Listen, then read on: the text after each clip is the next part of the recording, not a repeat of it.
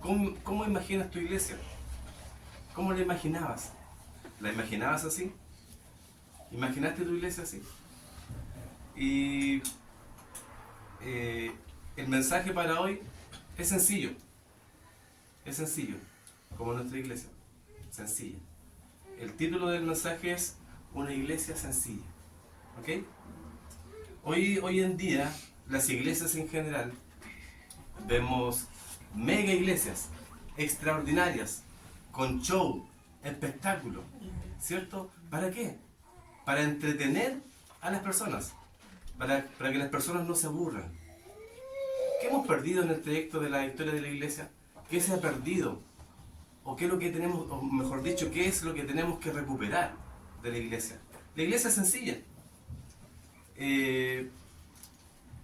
Se ha perdido la sencillez.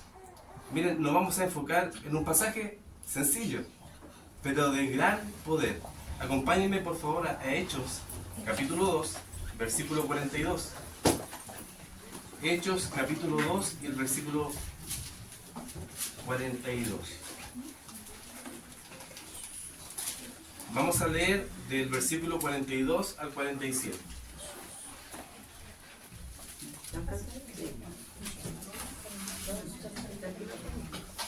Hechos, capítulo 2, versículo 42 al 47.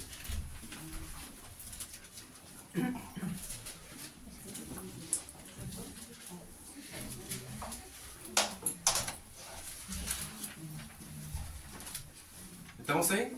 Sí. Dice la palabra del Señor. Versículo 42.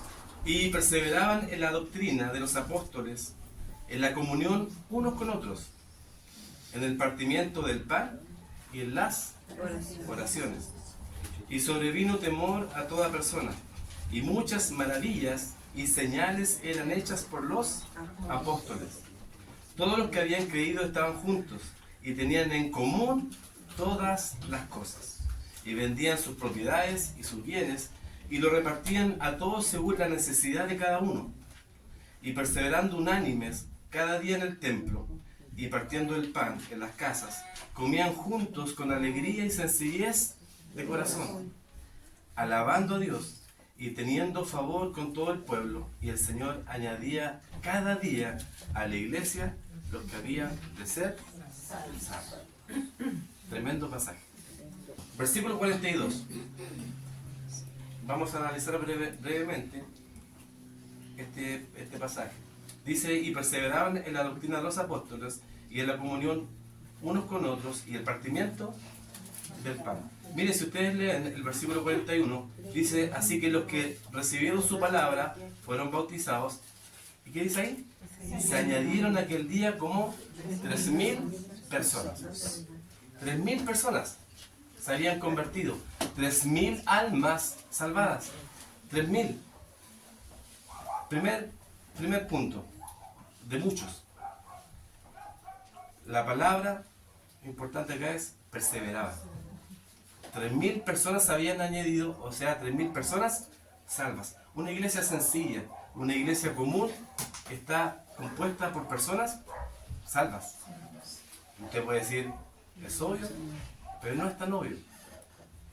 Una iglesia común es salva, regenerada por el Espíritu Santo de Dios, de creyentes verdaderos, y los que no son regenerados, los que no son salvos, son también bienvenidos a venir y a ser parte de esta familia que estamos formando. Primera de Tesalonicenses, capítulo 1. Primera de Tesalonicenses, capítulo 1 y el versículo 2.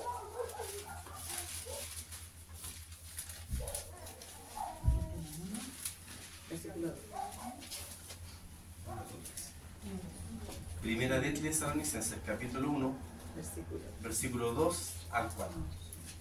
Primer requisito de una iglesia sencilla, una iglesia salva, ¿cierto? Como la iglesia de Tesalónica. Miren, versículo 2. Damos siempre gracias a Dios por todos vosotros, haciendo memoria de vosotros en nuestras oraciones, acordándonos sin cesar delante del Dios y Padre nuestro de la obra de vuestra fe, del trabajo de vuestro amor y de vuestra constancia en la esperanza en nuestro Señor Jesucristo. Porque conocemos, hermanos amados de Dios, vuestra elección. Sin duda que la iglesia en Tesalónica era una iglesia simple y sencilla, pero una iglesia llena de verdad. Volvamos a Hechos capítulo 2, marque su Biblia que ahí vamos a estar. Dije primera, una iglesia sencilla y común es una iglesia salva.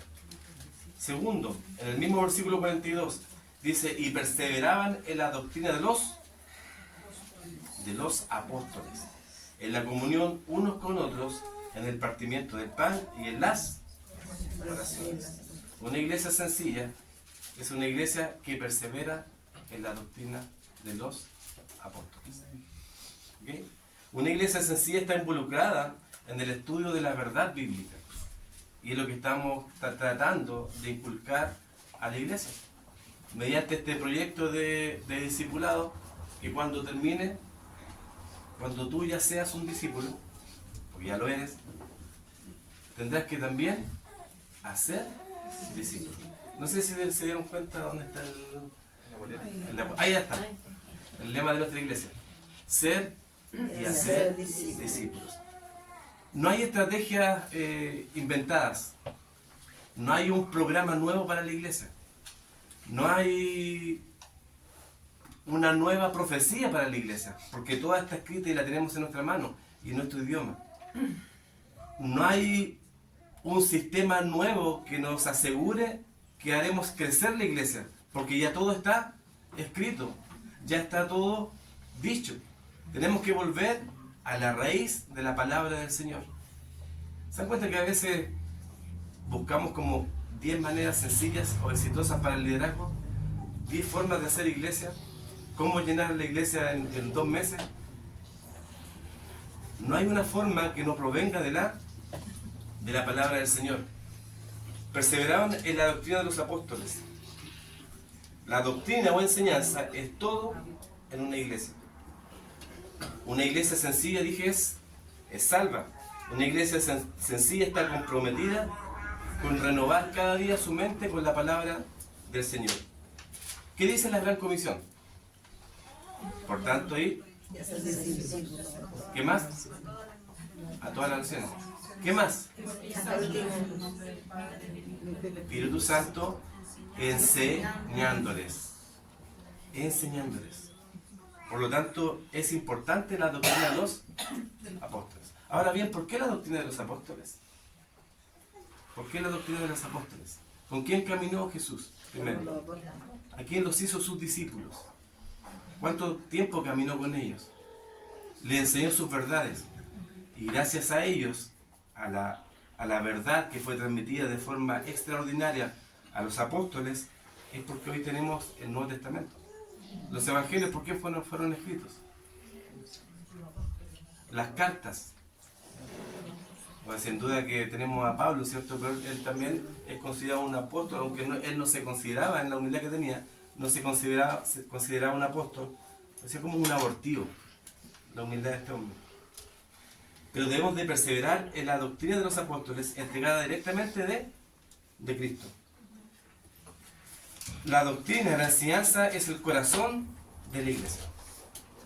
Es el corazón de la iglesia. Yo estoy aburrido porque la iglesia mucha Biblia.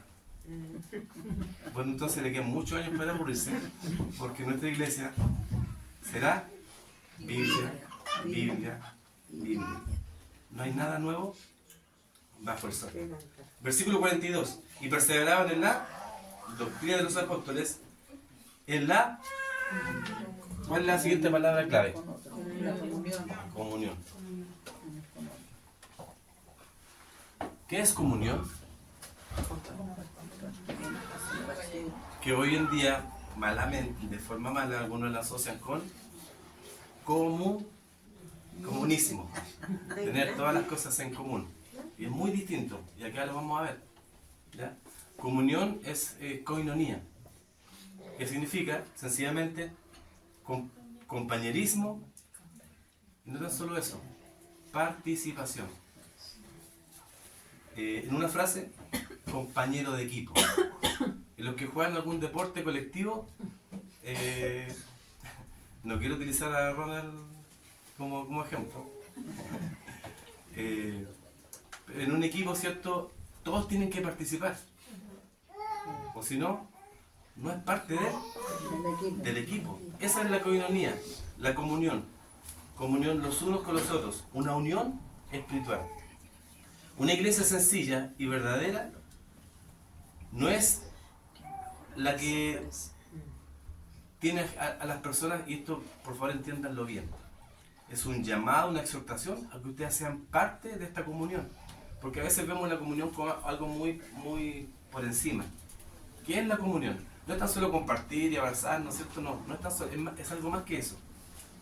Una iglesia sencilla y verdadera no es para que la gente venga y vea y sea un espectador.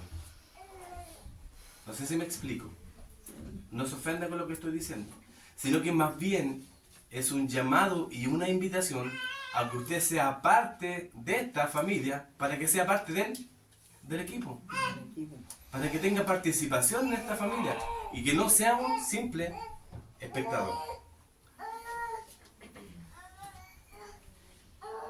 Estos creyentes de la iglesia primitiva vivían su vida en un tipo de comunión maravillosa. Una vida compartida es una vida práctica. Acompáñenme por favor a Hebreos capítulo 10. Hebreos capítulo 10 y el versículo 23.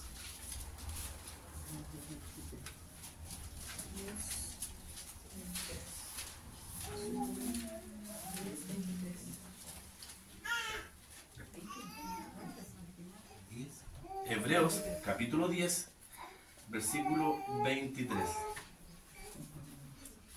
¿Qué dice? Mantengamos firme, sin fluctuar, la profesión de nuestra esperanza, porque fiel es el que prometió. Y atento a esto. Y considerémonos unos a otros para estimularnos al amor y a las buenas obras. Esto es participación. Eso es comunión. Y miren, no termina ahí. Entendamos bien este pasaje, porque a veces lo usamos solamente para restregarlo en la cara a algunos creyentes o a algunos hermanos, cuando no es así. Dice, no dejando de congregarnos, como algunos tienen por costumbre, sino exhortándonos, y tanto más cuando veis que aquel día se acerca. Yo creo que este pasaje muchos lo sacan de lugar, porque la importancia no está en el que se deja de congregar. La importancia no está en el que se deja de congregar, sino que la importancia está en considerarnos unos a otros para estimularnos al amor y a las buenas obras. Entendiendo que el día del Señor, que el Señor viene también por la iglesia y vendrá por segunda vez a esta tierra, ya no como un cordero, sino como un león, a regir y a gobernar en esta tierra. Considerémonos al amor, los unos a los otros. Esa es la comunión. Usando nuestros dones para beneficio los unos de los otros. He repetido esa palabra, esa frase muchas veces. Unos a otros. Yo creo que si podemos ejemplificar bien la comunión, debemos de pensar en esa frase. Unos a otros. Nos amamos unos a otros. Nos instruimos los unos a los otros. Oramos los unos a los otros, nos saludamos los unos a los otros, nos edificamos los unos a los otros, nos servimos los unos a los otros, nos toleramos los unos a los otros, nos ayudamos los unos a los otros, nos aconsejamos los unos a los otros, nos amamos los unos a los otros, nos perdonamos los unos a los otros, nos servimos los unos a los otros, porque hay uno más grande que nosotros que nos sirvió antes. Somos siervos. Quien está aquí, soy un siervo, y para eso estoy, para servir. Así como usted también está para servir. Amén. el único propósito del ser humano, el propósito más grande de esta historia maravillosa, de que Cristo, siendo Dios, este Dios tan grande, bajara a la tierra, se hiciera carne, se humillara, se despojara y contuviera todo su poder en la carne, en un ser humano, conteniéndose, fue solamente con la finalidad de servir. Y el Hijo vino a esta tierra a glorificar al Padre. Por lo tanto, si Cristo vino a esta tierra a servir y a glorificar al Padre, la única razón de nuestra existencia, de tu existencia, es solo para servir. Para servir y para glorificar al Padre. ¿Saben cuántas veces aparece esta palabra, esta frase unos a otros en el Nuevo Testamento? 59 veces. Y una de las que más se repite es: amaos los unos a los otros. En esto conocerán que sois mis discípulos, si es que nos amamos los unos a los otros. Que cuando venga una visita se note y se sienta el amor. Que las visitas digan: oye, me siento como en familia. Porque el amor de Cristo ha sido derramado en nuestras vidas y es lo que nosotros tenemos que mostrar a los demás también. En eso nos conocerán. En el amor que nos demostramos los unos a los otros. Y sigue. Hechos capítulo 2. Perseveraban en la doctrina. Primero, perseveraban. Segundo, en la doctrina de los apóstoles. En la comunión los unos con los otros. Y en el partimiento del pan. Partimiento del pan. Es interesante porque cuando hablamos del partimiento del pan, ¿qué se le viene a la mente? La cena del Señor. Exactamente. Y específicamente este pasaje habla de eso, de la mesa del Señor, la cena del Señor, que gracias a Dios, Él puso en nosotros el tomar la decisión de hacer esta Santa Cena una vez al mes por lo menos, que es la oportunidad que tenemos para reconciliarnos primero con Dios y también reconciliarnos con nuestros hermanos y ponernos a cuentas con el Señor. La memoria de la cruz, mantener las ordenanzas. Hay solo dos ordenanzas que tienen que mantener la iglesia. Una iglesia sencilla se basa en ¿qué? Solo dos ordenanzas, dos mandatos. No es un mandato hacer un café concert, un espectáculo. No, hay dos ordenanzas, dos mandatos para la iglesia. ¿Cuáles son? La Santa Cena y el bautismo. Son las dos ordenanzas para la iglesia. Pero aún así, es interesante que esto lo encontré, que los primeros creyentes tenían un momento que le llamaban el festejo de amor. Yo creo que aquí lo identificamos nosotros. Y es maravilloso porque no hay más que la consigna de ser bautista por lo que creemos, ¿cierto? Por nuestra doctrina, pero que nos juntamos alrededor de la mesa y a comer algo, ¿cierto? Es lo que nos está esperando cuando termine la reunión, ¿cierto? Unos ricos churrascos. Pero estos primeros creyentes realizaban unos encuentros que le llamaban festejos de amor, en donde se reunían, ¿a qué? A partir del pan, a comer, ¿cierto? Y los que tenían más, daban más para los que tenían menos. Lastimosamente, en la exhortación a tomar bien la Santa Cena del Señor, era porque confundían estas dos cosas, ¿ya? Pero no es malo tener comunión en este sentido. Reunirnos, comer algo. Pero que no sea el sentido de reunirse el comer. Sino, preocuparnos los unos de los otros. Saber qué está pasando el otro hermano. Así que los hombres tenemos pendiente un asado. Que hace tiempo que no tenemos estas fiestas, estos festejos de amor. Estamos al debe. ¿Ya? Hechos capítulo 2, versículo 42. Dije, perseverar, ser salvos, doctrina de los apóstoles, la comunión los unos con los otros, el partimiento del pan, la cena del Señor. Una iglesia sencilla y común participa de la cena del Señor. Y esto es muy importante. ¿Cuál palabra clave sigue en el versículo? La oración. La oración. La oración. La oración es fundamental en la iglesia. La oración es crucial, es el motor de la iglesia. ¿Ya?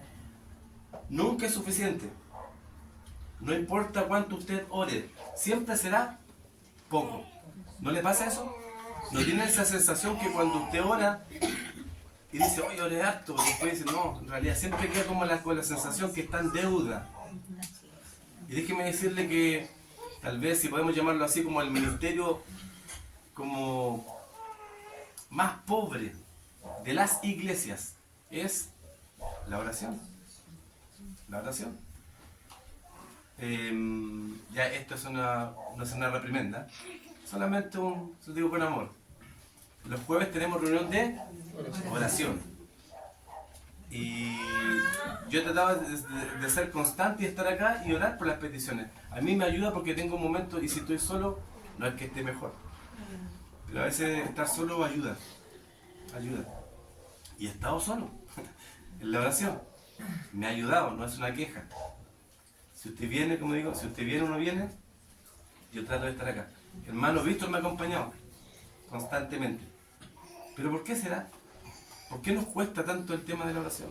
Apartar un tiempo para orar, cuando la oración es sumamente importante. De hecho, la primera iglesia está mencionada en Hechos capítulo 2, se reunía constantemente. Ahora bien, ¿cuál era la iglesia? ¿En dónde se reunían? Un detalle importante.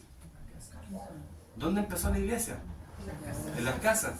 ¿Dónde empezamos nosotros? En una casa en específico. ¿Cuál? En la Mónica. Cuando estábamos todos ahí mirándonos las caras, ¿cierto? Y decimos, ¿qué vamos a hacer?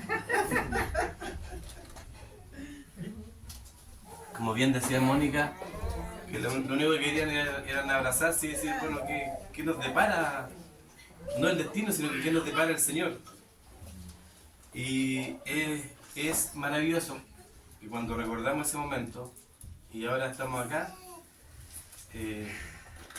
no puede haber sido otro que el Señor. El Señor nos mantiene acá y de seguro nos mantendrá en el tiempo, si es que somos una iglesia sencilla. Iglesia sencilla y común. La oración.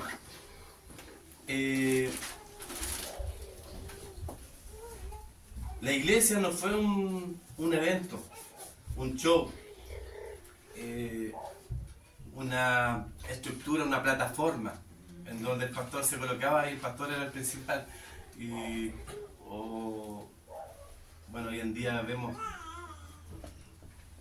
lastimosamente en los púlpitos show. Y lastimosamente no se predica la palabra del Señor, donde los pastores son celebridades, no son siervos. La iglesia era un lugar sencillo, en donde los convertidos se reunían a escuchar la palabra del Señor cada día. Y no tan solo eso, sino que se reunían también a orar. Se reunían a orar. Juan capítulo 14.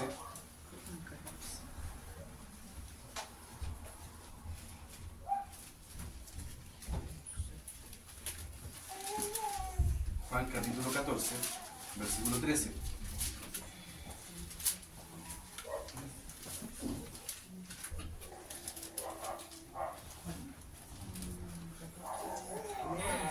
Juan capítulo 14, versículo 13. Y todo lo que pidiereis al Padre en mi nombre, ¿qué dice? Lo haré, para que el Padre sea glorificado en él, en Hijo. Cuando empezamos el proyecto del discipulado, cuando empezamos la filosofía del discipulado, comenzamos con la premisa de lo fundamental. ¿Para qué estamos acá en la tierra? ¿Para qué? Para glorificar al Padre. Y la oración también tiene ese propósito, de glorificar a Dios. Todo, absolutamente todo, está diseñado, está creado para la gloria de Dios. Hasta Satanás. Hasta Satanás fue creado para la gloria de Dios. Si no me creen, después me la pregunto. Hechos capítulo 4. Hechos capítulo 4, versículo 24.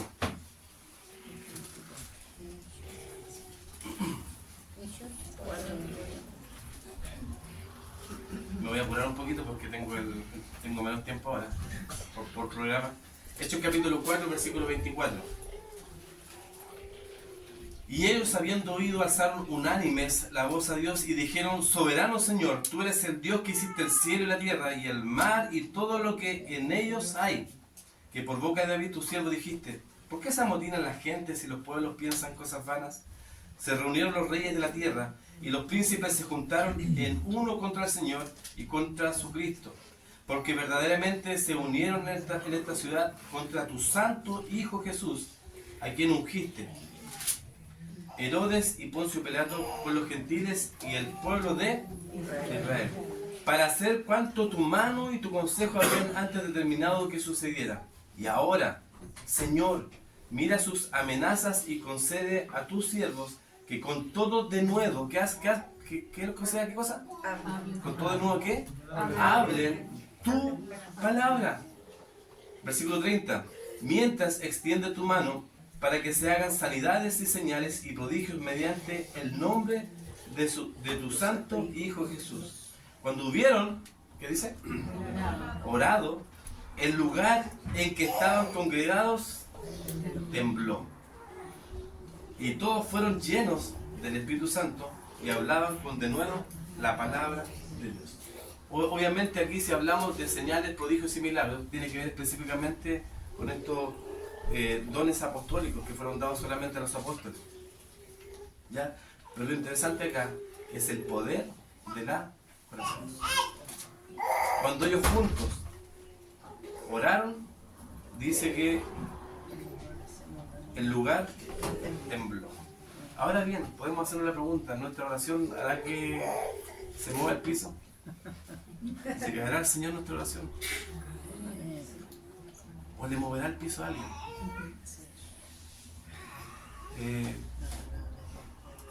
Como dije anteriormente, siempre es poco, pero hemos visto la mano de Dios.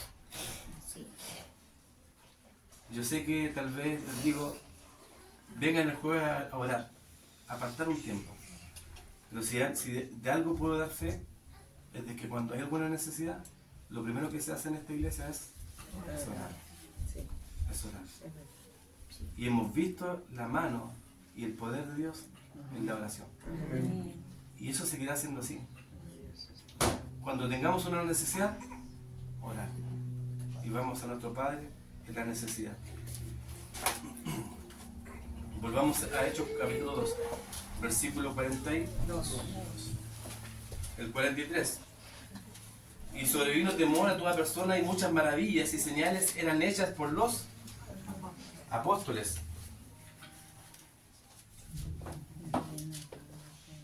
Había temor en toda persona. Dije, muchas señales y maravillas eran hechas por los apóstoles, porque había algo sobrenatural que estaba delegado específicamente a los apóstoles, que ya no, hoy en día ya no hay apóstoles. Hay algunos que se autodenominan apóstoles, pero con los requisitos bíblicos de un apóstol, no. Alguien que haya caminado con Cristo ya no queda. ¿Tendría cuántos años? Debería tener.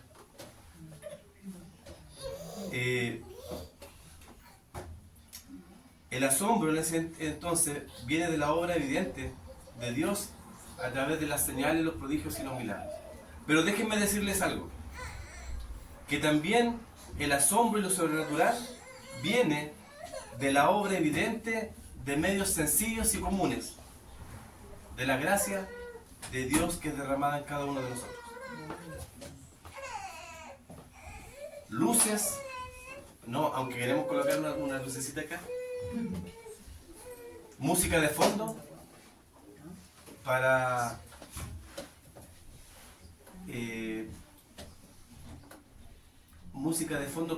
tocar sus emociones. No, porque lo que tiene que emocionarlo, porque lo que tiene que repercutir en su interior es la palabra del Señor. No es una música bonita, no es una alabanza con una melodía bonita, es la alabanza que tiene una historia y que viene de la palabra del Señor. ¿Emoción? Somos una iglesia llorona. Emotiva, porque tenemos una linda historia, ¿cierto? Claro que sí. Luces, música de fondo, experiencias raras. Eso no es asombroso. Eso no es asombroso. No es el temor de Jehová hoy en día. Porque eso es el principio de la sabiduría. El temor de Dios. ¿Algo asombroso? Les digo que es algo extraordinario. Algo asombroso. Lo que Cristo hizo por ti. Algo maravilloso, algo extraordinario. Es que el Dios Todopoderoso, el que creó los cielos y la tierra, el que sostiene el universo, mora en ti. Está dentro de ti. Eso es algo extraordinario. Y no necesitamos tanta parafernalia. Eso es maravilloso. Algo asombroso es donde el Espíritu del Señor se mueve en el poder. Y dice la palabra del Señor que el Evangelio es poder para salvación. Seguimos. Y sobrevino temor a toda persona y muchas maravillas y señales eran hechas por los apóstoles. Todos los que habían creído estaban juntos y tenían en común todas las cosas. O sea, aquí no es un llamado a que ustedes pongan en venta hablen con Gisela, ¿cierto? Y pongan en venta sus casas y sus propiedades, para que tengamos todas las cosas en común. No, ese no es el énfasis. De hecho, algunos en ese entonces pensaban que la venida del Señor era pronto, muy rápido. Pero no habla específicamente de eso, sino que lo que habla es que los creyentes estaban dispuestos a dejar todo para satisfacer las necesidades de los demás. Ese es el énfasis. No es que vendamos todo y repartámonos todo, no es eso. No es eso. El propósito era ser una iglesia dadivosa. Aquí yo no voy a pedir plata.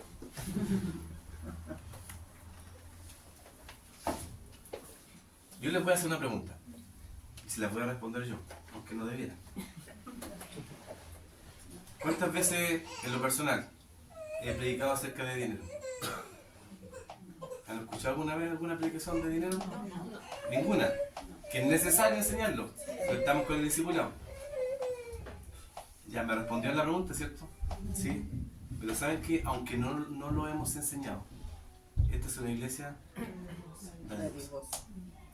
No está Nico para preguntarle a hermano Fabio que ya en las finanzas. Es una iglesia sencilla. Es una iglesia común, pero ordenada. Ordenada. Es una gran cosa y yo lo digo. Y no es porque esté aquí que yo no toque ningún peso. Y eso me ayuda a mí a cuidarme. ¿Ya? Eso habla de un orden de la iglesia.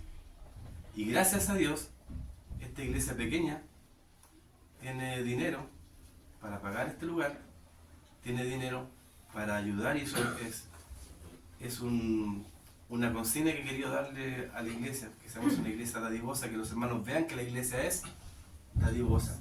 Cuando algún hermano ha tenido necesidad, yo soy el primero que dice, ayudemos. Y los hermanos nunca me han puesto un pero. El único pero es que hemos gastado muchas veces en actividades, estas fiestas felices. Pero eso habla bien de la iglesia. Yo les digo con argumento que la iglesia es una iglesia dadivosa. ¿Ya? Y tenían en común todas las cosas. Y vendían sus propiedades y sus bienes y los repartían a todos según la necesidad de cada uno. Y perseverando unánimes cada día en el templo, partiendo el pan en las casas, comían juntos con alegría y sencillez de corazón.